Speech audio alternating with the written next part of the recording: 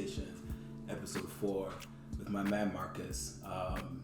We picked you specially for today because we see the work that you do, not just with MSARS, but typically with any socially conscious topic. Right.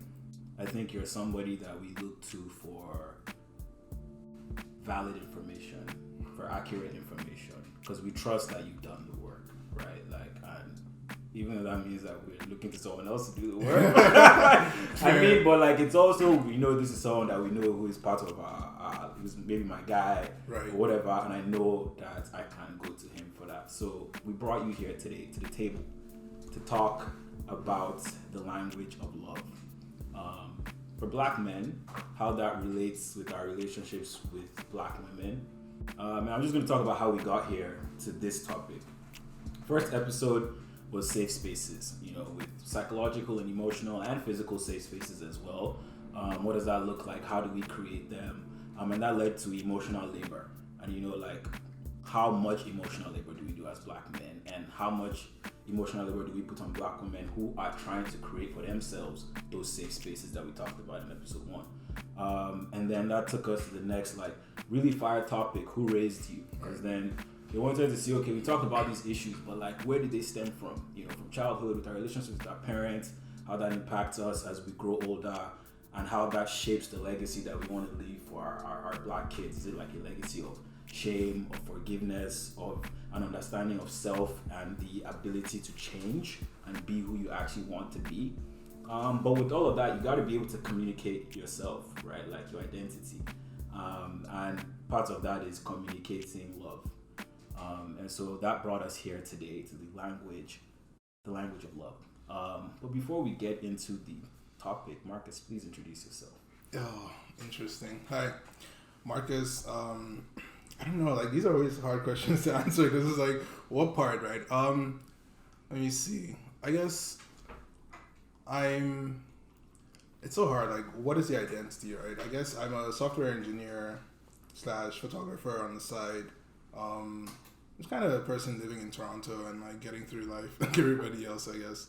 And yeah, that's it. Marcus, the engineer, software engineer and photographer in Toronto. Okay, well, we're talking about definitions, how you define yourself. And I think the right way to start this is to try and define love. And this is I think a topic or a theme that people live their whole lives trying to figure out. Right. But where you are right now, at your current age, current job, whatever, how would you define love for yourself? So the thing about love is, it's interesting because one of the things that I've seen recently, and I don't know I wouldn't really say it's my definition, but it's the definition that I've accepted. It's kind of love is kind of a choice that you make, right? A decision that you make to commit to another person. And one of the tweets that I actually saw earlier today was kind of talking about how it's really just kind of accepting that you're going to continually inconvenience yourself on behalf of somebody else, right? So just kind of the acceptance of taking some sort of inconvenience just to make somebody else's life that much better, and committing to that person, knowing that you guys are somehow making a partnership that's supposed to last together, and you just kind of need that safe space, actually, so to speak, where you're both in this together, and you're not worrying about this other person somehow hurting you, right? Or you shouldn't be, ideally. So in an ideal world, I would say that's what love is, that commitment.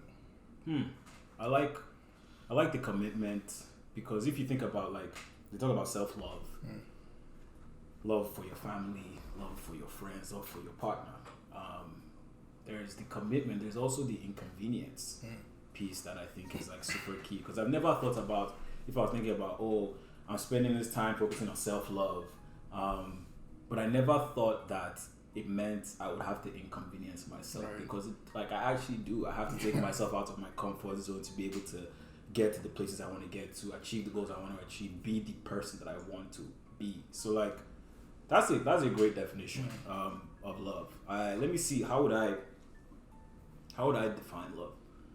Where I'm at right now in life, I feel like it's this acceptance of people, of where where they are in life and their willingness or ability to be different, Right. their capabilities, their challenges that they face and how that has shaped them. And like for me, it just means saying that fam, like I accept that, like as you are. I'm not going to force change. We'll encourage it if I feel like that's the path that you should be you should be on. But I also have to respect that you're on your own journey. And then if I have to internalize that for myself, it means that like you have to like forgive myself for the times that I'm not pushing myself hard enough, right? Like I have to be compassionate, things like that. So I'm taking that definition away today. Thank you. I was talking to Esquire before we started this, and we defined love for ourselves as well. And I thought about like, how would you define love within your Black community? Like, if you were to think about that. Yeah, so that's a really interesting one, I think, for me, because oddly, like, somehow growing up, and I think growing up in Nigeria, like, race is not really something that we think about by default, right? It's kind of like you grow up in a mostly Black community and you kind of know that white people exist. And unfortunately, like, even just growing up in Nigeria where everybody is Black, like, you do see that white people somehow get preferential treatment even in Nigeria. So it's like you're kind of aware that there is some sort of difference between that.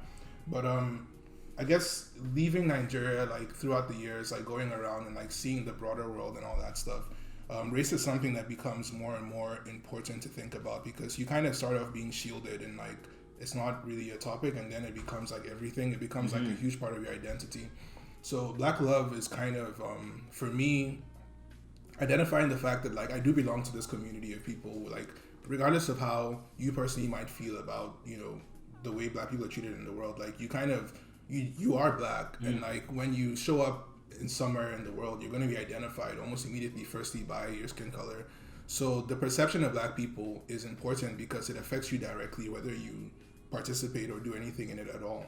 So Black love will be just like, again, going back to like accepting that this is actually our reality, right? Like we are Black people and we do exist in these spaces, and we need to kind of look out for each other, because the way the world is set up right now, we don't really have that, reliance on other people. Nobody can really depend on but ourselves, unfortunately. Obviously, like, they're allies and stuff, but the core community is the Black people. So just like accepting us for us, and just kind of like protecting each other and like fighting for better for all of us collectively. There's a piece of fighting for ourselves. And when you think about your community, you want to protect the community, right? Like, but there's like, if we now like, let's widen that a little bit to say Canada, right? Like, and that's inclusive of all races, of all cultural identities. And you think about like, if a white person was to say, "Yo, I love us," kind of thing, the same way Black people say, "I love us," right? Like, what does that mean to you? Like, maybe the difference between, or the similarities between I love us as a white person, I love us as a Black person. So like, that's actually a really interesting question, because though, again, like with that shielding, right, that we get earlier on in life, like growing up in like Black nations, like countries in Africa and stuff where it's mostly Black people, when you say us, it's like it is other Black people, and like that is just like the community that's like around, and that's kind of like the default. And what's interesting is when you come to places like Canada, like North America, or like North America in general, the default is white, right? Even though like it wasn't, but it is white now. So it's the same way like in America, for example, if you just describe an American, if you just see someone as American, almost like somewhere in the back of your mind, like your first image is a white person. But for you to be a Black person who's also American, all of a sudden you have to be African American. There has to be some sort of attachment to it. You never hear people that are European American. You only hear of African Americans, or like Asian American, or like some other kind of American, but not American. American is white. So if we were in a community like Canada where a white person says, "I love us," it is kind of still attaching. The us doesn't really include us. Like, it's not really a universal us. And it's like, it's a choice that was made for everybody in the world right now a long time ago by other people.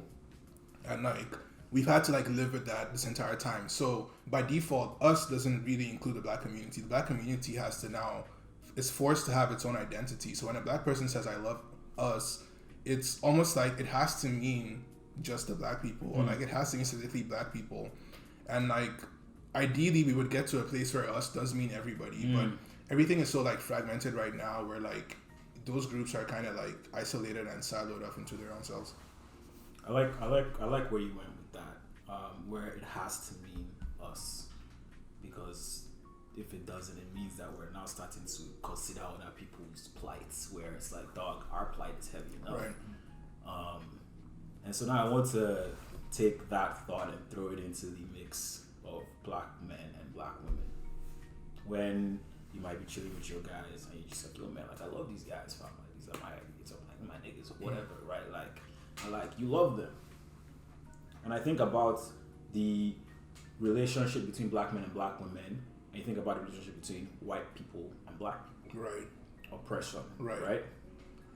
When a group of black women have to say they love themselves, is that also the same way that we as a black community have to say we love ourselves, because we have to like shield ourselves from the danger of oppression that comes from white people?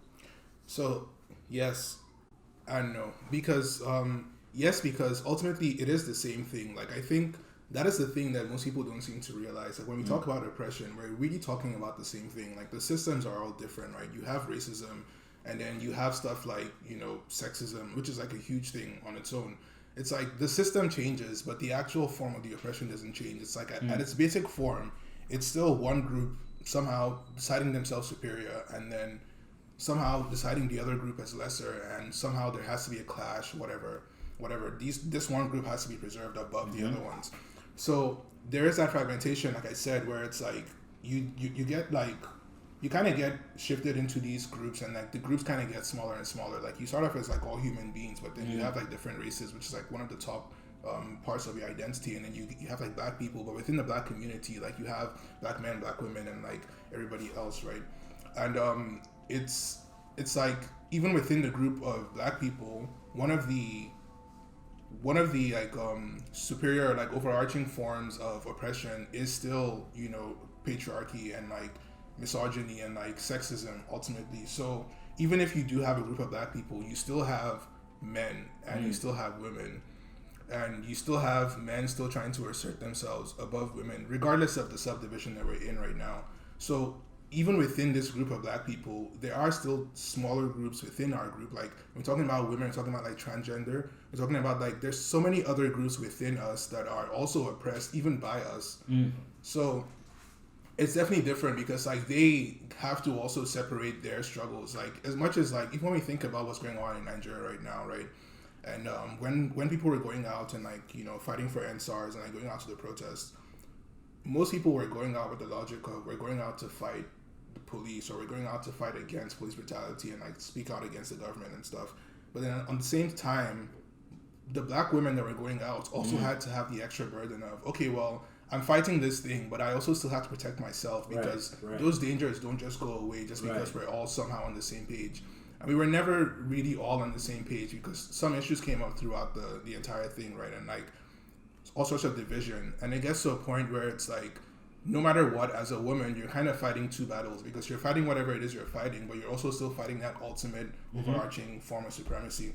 So it is different. It is the same in that there has to be a separation from the others, because you're fighting a different battle. And it's different because like the things that black women do have to face, black men don't have to face. There is like an overlap in like our blackness, but there is still a division in our sex.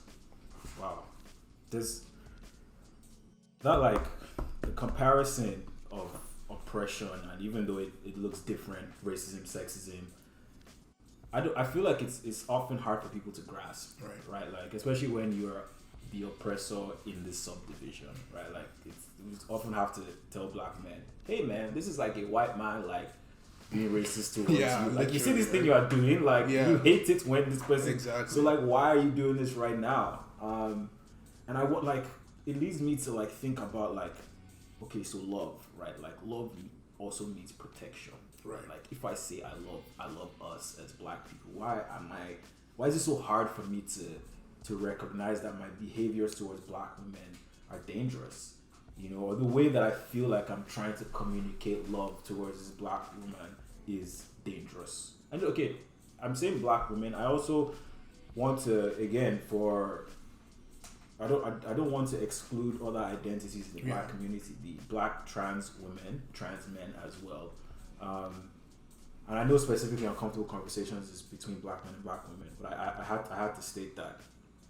But I want to, I don't know, man. It's something that has sat on me for a while as to why it's so hard for us to understand. Yeah, I think it's weird because humanity is kind of deeply flawed on its own, because as much as we can recognize oppression and say, okay, this thing is bad in that situation, the unfortunate truth, and we kind of see this again, like I said, we saw this during the NSARS protests as well.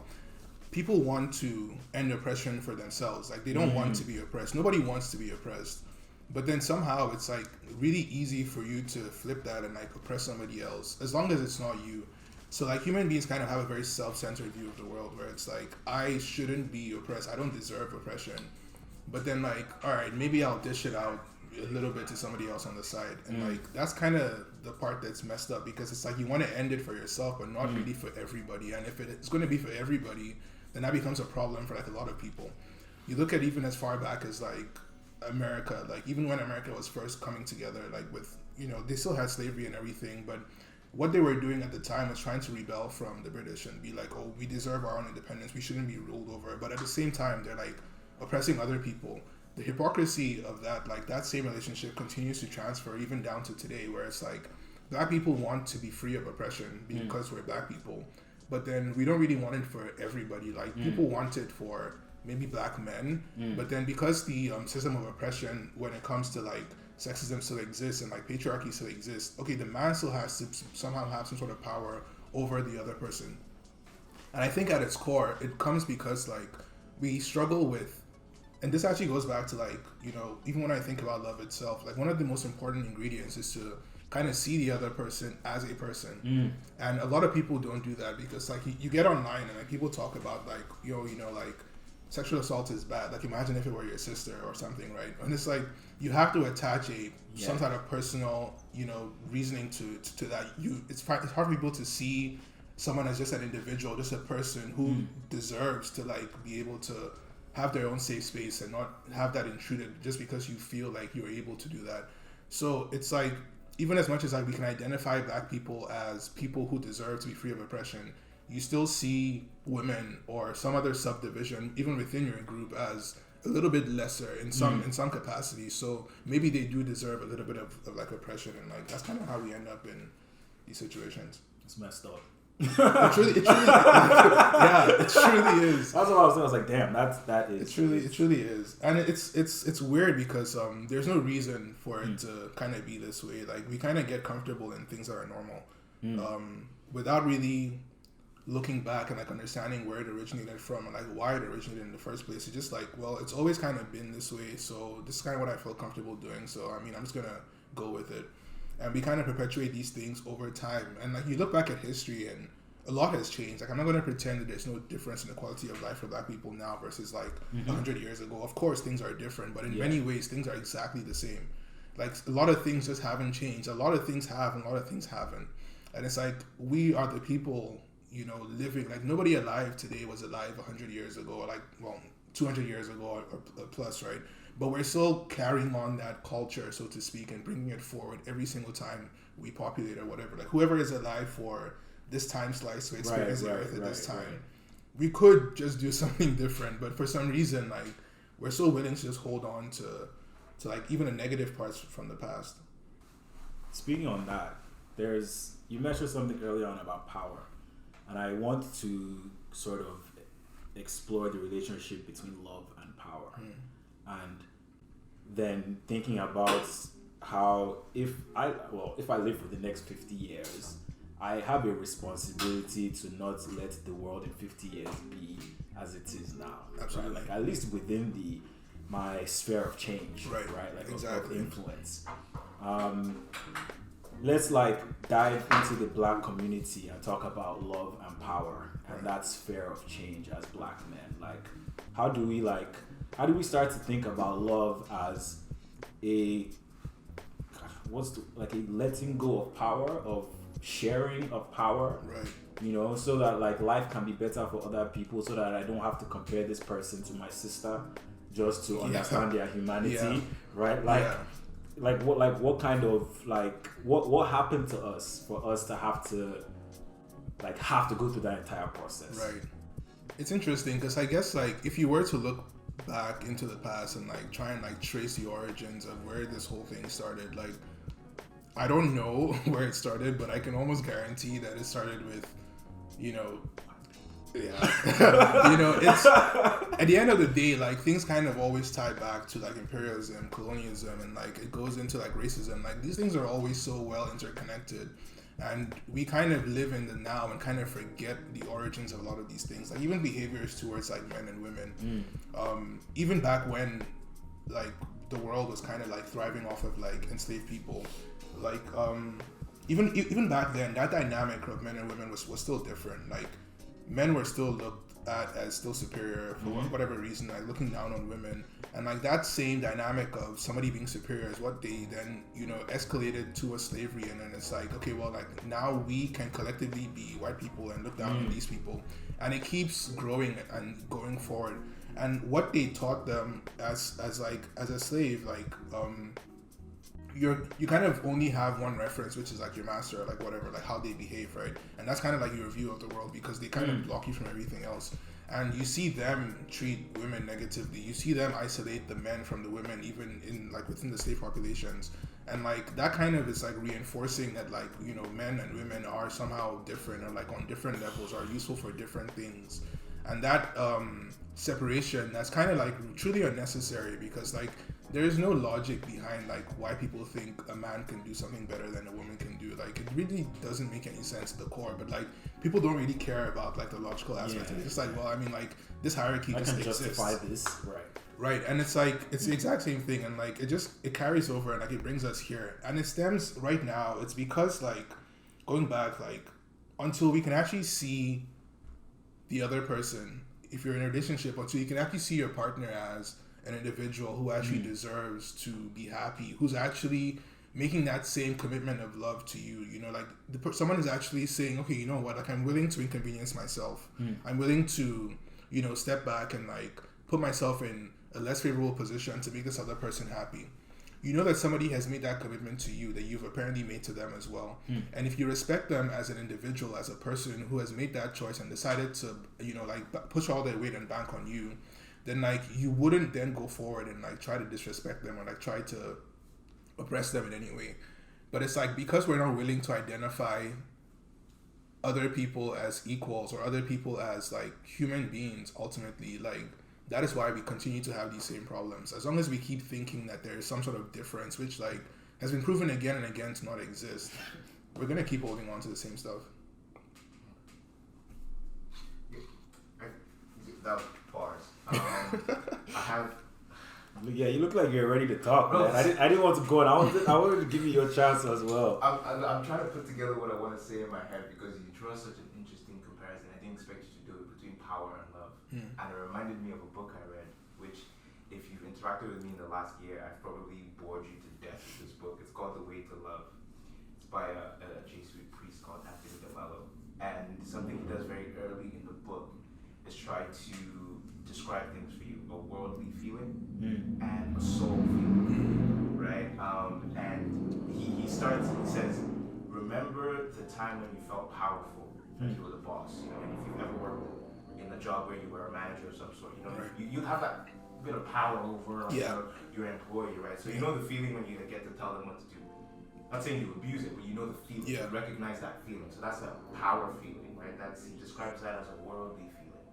And a soul feeling would be like when you're hanging out with your guys, where it's just like you just described, you love your boys, like it's just chill, like we're sharing a meal, or you're playing games or whatever. That's a soul feeling.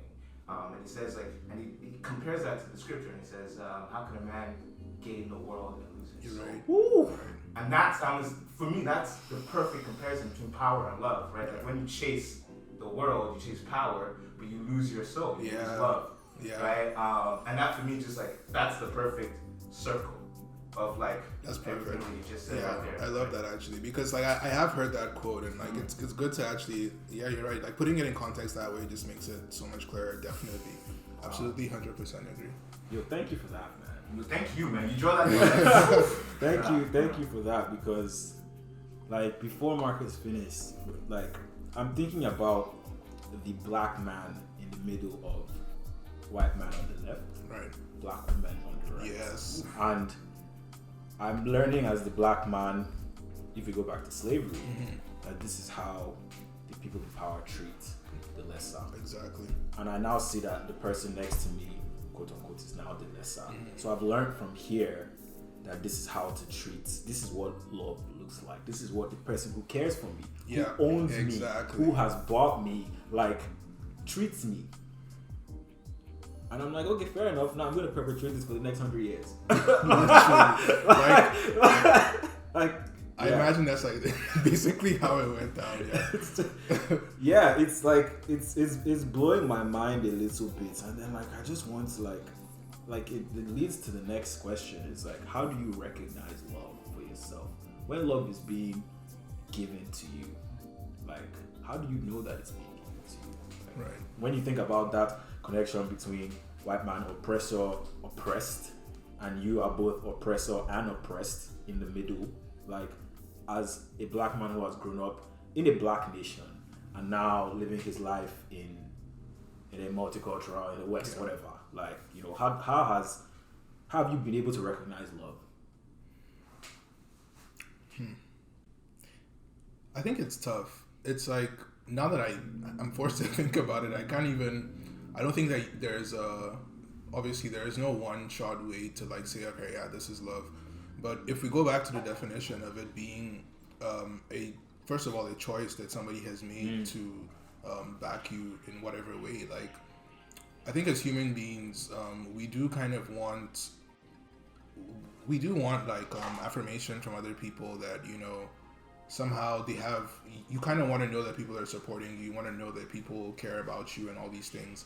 I think love will be easier to recognize if you think about it that way, because it's like, it's not easy to love somebody. It's not easy to sacrifice yourself for somebody else, or like to basically learn enough about a person to find out what makes them happy and go out of your way to ensure that you're doing those things. And when you notice that somebody is willing to do all that stuff for you, like somebody is willing to again and again throw themselves under the bus just so that you can be okay.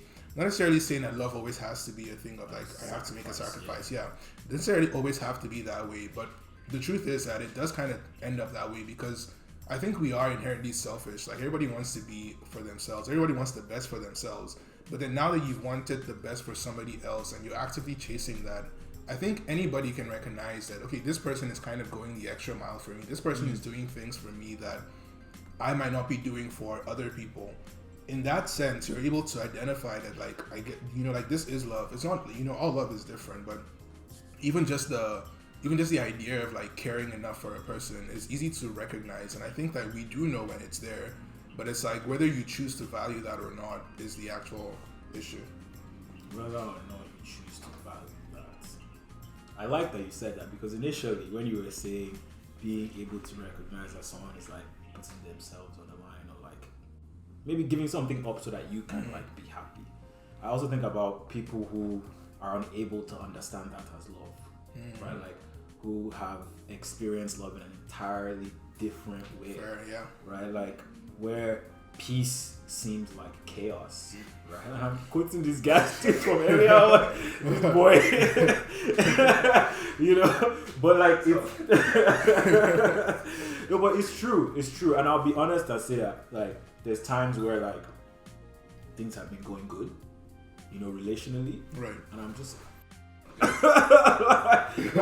this feels weird, right? Like, yeah. And again, that just comes from maybe not being able to see that this is what love should feel like. Yeah. Right. Again, it doesn't even have to be romantic. It can be between like friends. Yeah. And like being able to call up a friend and tell them the worst parts of you or the scariest parts of you and have them affirm The that. vulnerability, yeah. Like, and you know, like you just seeing like, damn man, like it wasn't as scary as I thought it was gonna be. You know? Yeah. Like Where do we get to that place as black men rather, to be able to do that for black women, right? Like where I can say that, fam, like I'm going to entirely let all of this down, because even though it's scary, like I think the thought of it being scary is worse than like how it actually is, you know, right? Like how do I allow myself to witness and affirm this person's humanity without thinking it makes me less than I am? Right.